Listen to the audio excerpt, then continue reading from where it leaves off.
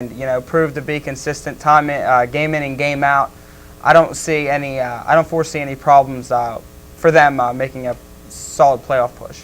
As Tim said, if they do end up being able to beat Shippensburg, there's a good chance that Millersville's waiting for them in the next game, and I'm sure they're itching to get back after falling to them in the conference title game last year. All right, we're going to take a quick commercial break and then come back to discuss our final 3 topics of the night. Welcome back. We are getting ready to discuss our final 3 topics of the night, and Tim, you currently the leader with 15 points. That means that you will start the next topic, and the question is, with 4 games in the World Series over, the viewership has been declined in each game compared to last year's series. What does this mean for baseball as a whole? I feel that what it means for baseball is that I think baseball is really starting to turn into a game where you become a fan of one team and just one team by itself, and that's the team you really follow. Like in NFL, I'll watch an entire day of football. It doesn't really matter what teams are playing.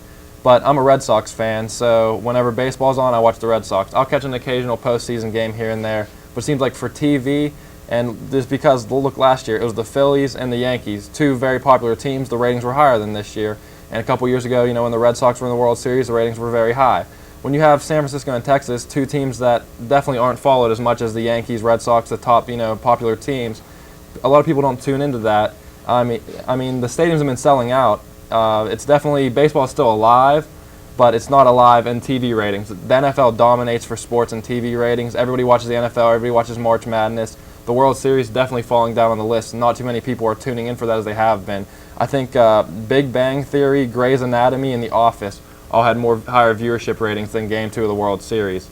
I mean, that's saying something. I was able to find a stat online that said the attendance for MLB, actual in-game attendance, dropped from last year about 6%. So that kind of tells you that some people are starting to trail away from the game. Some of the prices for some of the more marquee teams is relatively high.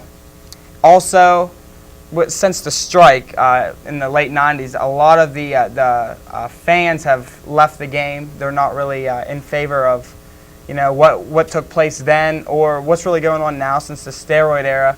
Also, as you touched up on, as a few of the teams that you mentioned that played in the previous years, I don't think that either of the 2 teams in the World Series were really relevant, in the playoffs these past few years, really making a solid impact. I mean, they've been around, they've been, the top of their conference, but as far as making a solid push, the popularity for those 2 teams isn't as high as, say the Yankees or the Phillies.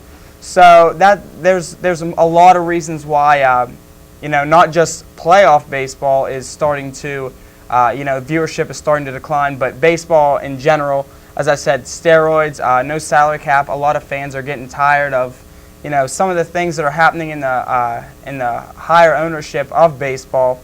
So there's more that meets the eye as far as this topic goes. I don't think that any of this is a surprise, nor should it be a surprise to anyone. It's been like this for the last 10 years. The games are late, and playoff baseball is slow. No one in this country has the patience anymore to follow the chess match between hitters, catchers, and pitchers. And, at bats are long. Ratings have been going down for years. As Tim elaborated on, we don't have those teams everyone watches. We've had the Phillies the last couple years. The Rays had a great story 2 years ago, and the Yankees fell out.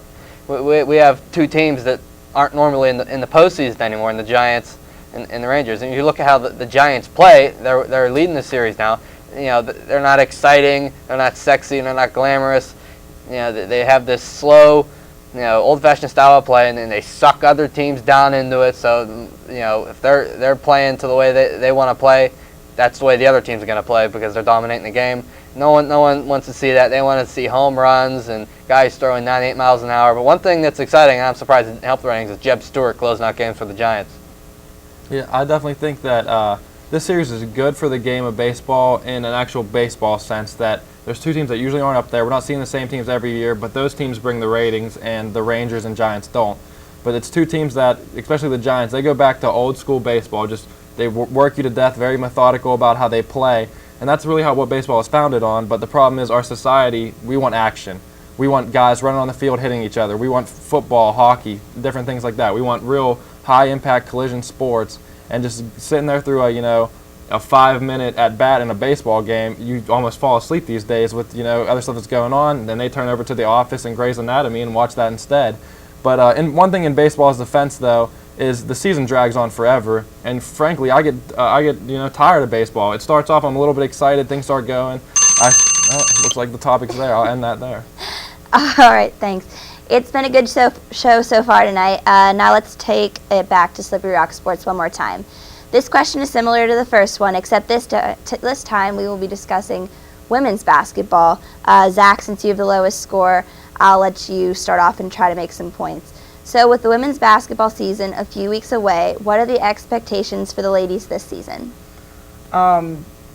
Not very high, in my opinion. They have a first-year coach, Tanya Longo. She has a lot to work with. Two returning starters, though, Bethany Caudale and Grace Palucius, are expected to have, are expected to step up and make things happen for this team. What really is going to be interesting is to see how the first-year head coach will be able to, she didn't have a long recruiting run. She was able to pull a few JUCO players and, some incoming freshmen in. But this isn't necessarily her team, so we'll see. As the men, I don't see them being able to crack 500 this year. Yeah, I think that the 7th place ranking that they got in the preseason polls, which is 7 out of 8, it's probably deserved. I mean, they have, like you said, new head coach, a lot of young players. Their top 2 players from last year, Julie Malloy and Nikki Presto, are both gone, and they were seniors. They both graduated. So now they have a lot of young talent coming in. They got 4 new freshmen. They have the sophomores in there: Beth Caudale, Emily Vitez, Tanisha Lee. They all got some minutes last year. They're turning into better players. One senior who's solid, Grace Palucius, as you mentioned. And I think that the 7th place ranking, like I said, probably deserved, but I don't think they're going to do that. I think they have a chance to be a little bit higher than that. Maybe middle of the pack, 5th, 6th, maybe a chance at 4th. But I think this year is really going to be a year that sets them up for the future and allows them to see what they can do next year and the year after when they'll have better years. I think Tim hit the age factor on the nail there. I think they had 5 freshmen come in the last year. They all came in. A lot of them got minutes at several points last year. Also, what they hit on is the loss of Nikki Presto, and I think Beth Caudle is going to be the one that's going to have to take on that role. And a lot of their success this year is going to hinge on whether or not she can fill that and play well. I think she can. Julie Malloy's gone. I think Grace Palucis was their leading scorer. They're going to get her back. Another problem, is with the men, they couldn't rebound. They were way at the bottom of the conference last year in rebounding. And as Zach said, for Tanya Longo, the new coach, how long is it going to take for to make her fingerprint on this team and the system and how they play? It's not going to be immediate. It's going to be a work in progress. Well, I think she's already started to make her fingerprint somewhat. She's found some good junior college talent, as Zach said. Got a couple of good freshmen. She has 12 years coaching experience and was an assistant coach at the Division I level. So I think she's definitely capable of leading this team in the right direction. I think it's just going to take some time to get the pieces fitting into place. And, maybe they'll start off slow toward the beginning of the year. And hopefully they can get into conference play and, get to